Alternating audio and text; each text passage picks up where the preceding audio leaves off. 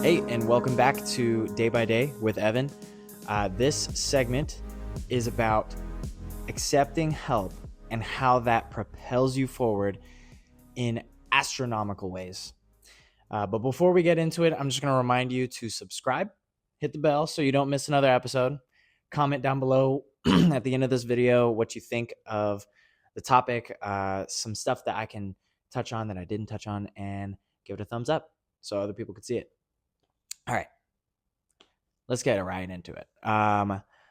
So one of the biggest things that I held close to my heart throughout this process of learning these last 7 years, and I want to remind all of you when I talk about these things, I'm not thinking of like me 10 years ahead from now and like putting my mindset there. Like, no, I'm very much aware that I'm still learning today.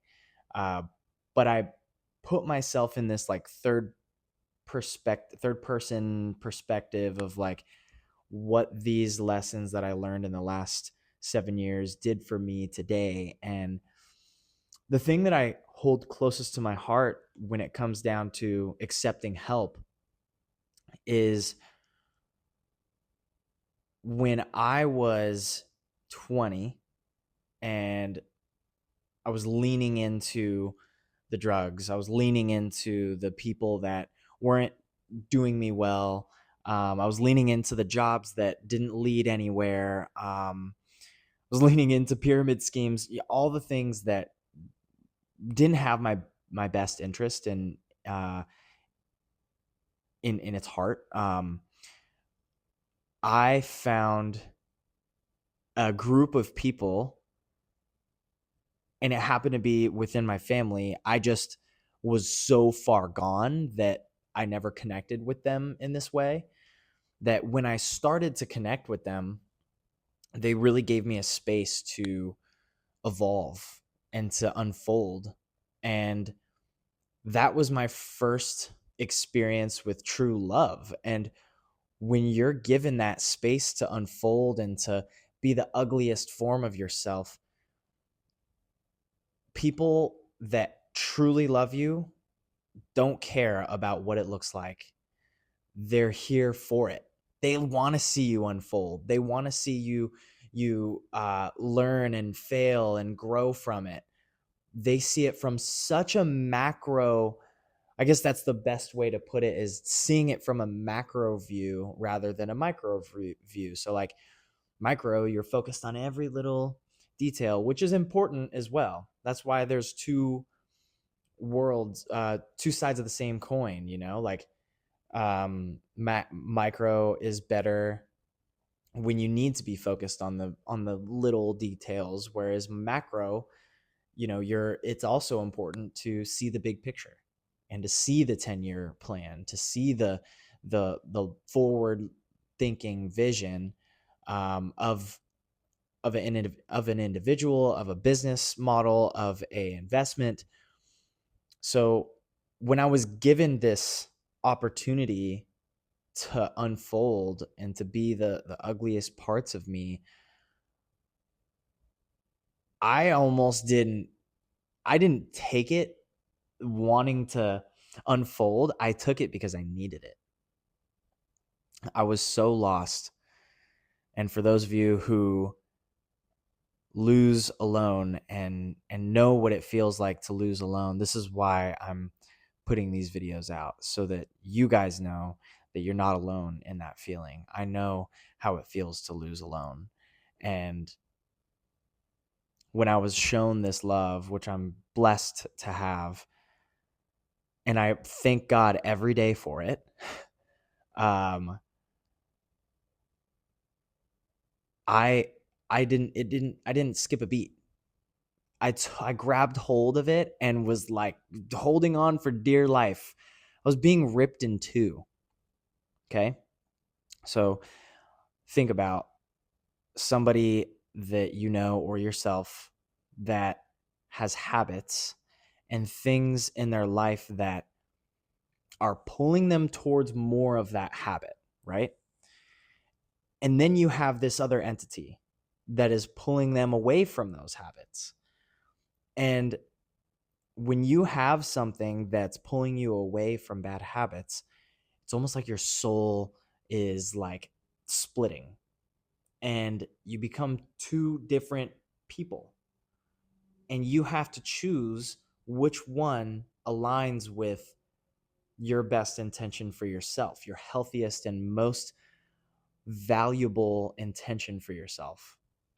My intention for myself is to be able to walk down the aisle with my daughter, with my future daughter, or see my son walk down the aisle, or see my son or daughter graduate from college, to see them go through buying their first house or going on their first uh, national trip or out of the country trip. Those are my goals.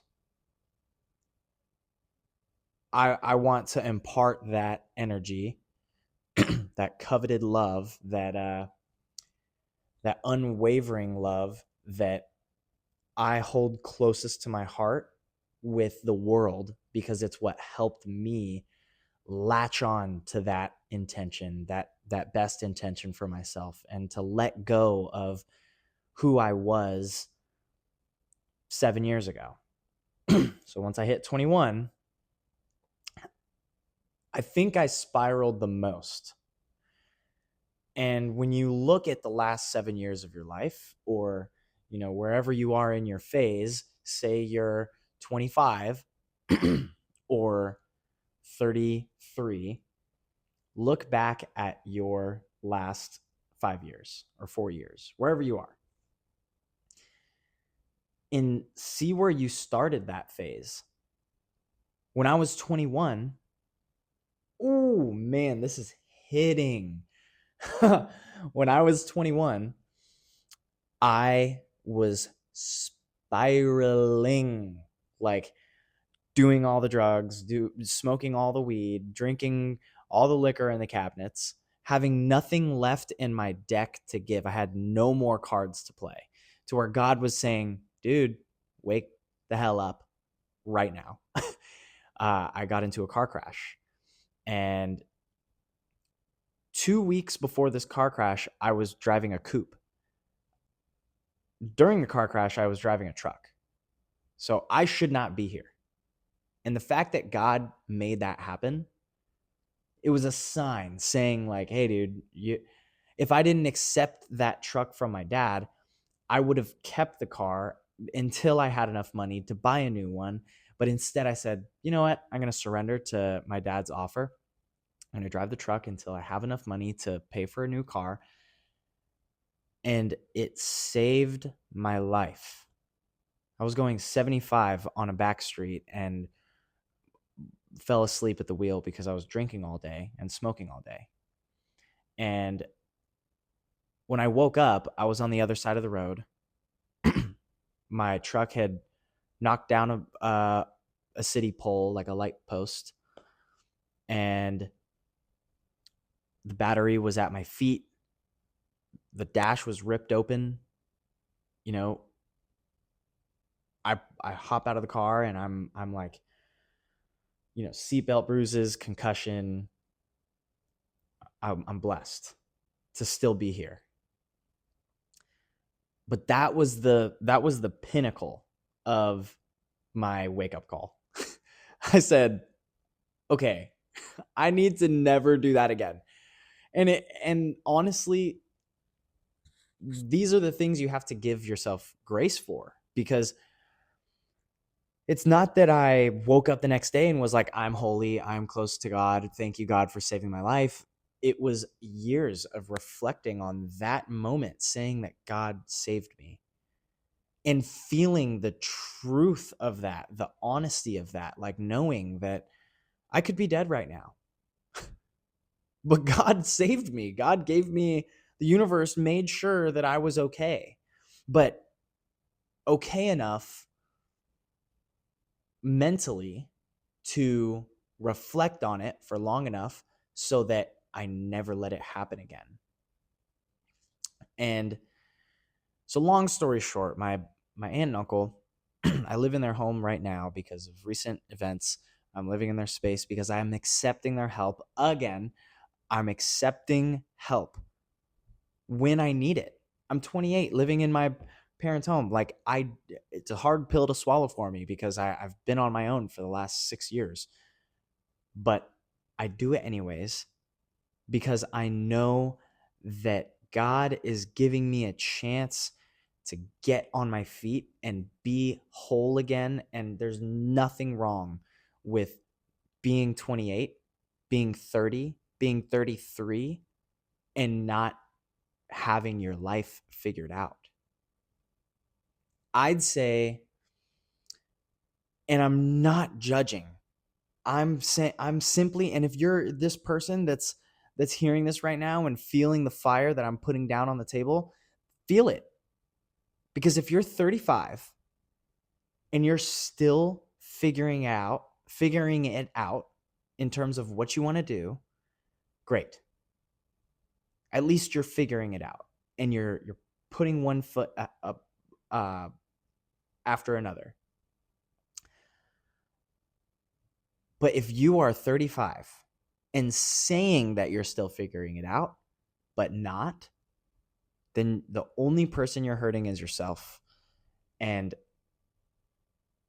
from 35 to 40, you should be learning to monetize something and automate, not monetize. You should be learning how to automate something to make it work for you so you don't have to work so hard in your 40s, because in your 40s, that's when you need to be making the most amount of wealth for your family, for yourself, for your lifestyle, for your health, so that you could live a long, lasting, happy life, to give people knowledge, to give people the space to grow and to excel in what they're trying to learn, to offer aid. I think that's my core. I will be that person for you who's watching, for my family in the future, for my friends that are closest to me, that will give so much just so that they can succeed. And when you are that person, when you get there, because you'll get there, even if you're 35 and hearing this, you'll get there. It's important to know that that process is solely and uniquely yours. No one can take it away from you. And the faster you accept that, the more beautiful it becomes. Because then it's not a burden. Then it's not something that you have to do, that, you have to do it for somebody else or for your kid or for your family. No, it's for nobody but yourself. When accepting help, you allow a whole nother network of people from different countries, different backgrounds, from different generations, and their knowledge to fill your experience with. So why wouldn't you? Why wouldn't you just break down the walls and let somebody step into your world and give you a little perspective? You don't have to latch on. It could stay there for a day or half a day or not even for a minute. But as long as you see it and know that there's other ways to do what you're doing. My grandpa said, he's passed away now, but he was a writer. And the man has had the most beautiful imagination and vision and philosophical mind. And he would tell me that the strongest tool, he told me once, and I'll never forget it, the strongest tool that you have is the ability to step back from the lens you're looking through and see the million other lenses on what that are focused on your situation, in order to pick the right one, to step back, to to look at the 100 million different ways you could go about a situation.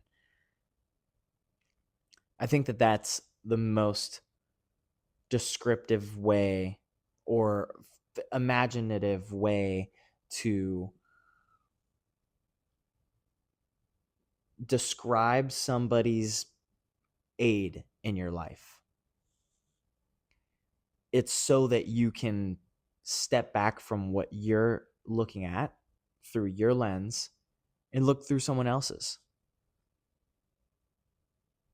So I encourage you on this path of yours to open up to other people's knowledge, whether that's ChatGPT, the internet, your best friend's mom, the bartender at your local pub, the real estate agent that sold your house, the therapist, whoever that person is that is willing to fill you with their knowledge.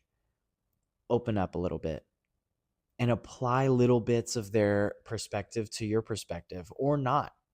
Just hear it out, because you have no clue where it might take you. So I hope you've enjoyed this short, quick little segment of accepting people's help. Comment what I've missed or your experience with accepting help from other people. Like and subscribe. Don't forget to hit the bell so you don't miss anything. This was Day by Day, 1% Better.